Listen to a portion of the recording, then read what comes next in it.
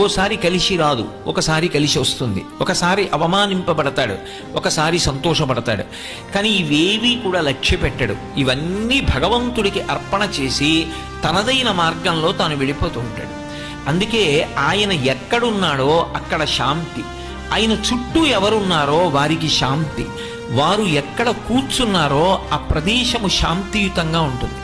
అందుకే సనాతన ధర్మంలో భక్తి యొక్క ప్రధాన ప్రయోజనముగా మీరు అడిగినా అడగకపోయినా భక్తి మార్గంలో వెడుతున్నప్పుడు వచ్చేటటువంటి మొట్టమొదటి లక్షణం ఏది అంటే ప్రశాంతత.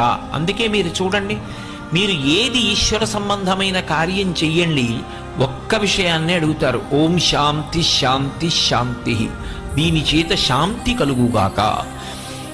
అందుకే త్యాగరాజస్వామి కూడా శాంతము లేక సౌఖ్యము లేదు సారసదళ నయన అంటారు. అసలు ఆ శాంతం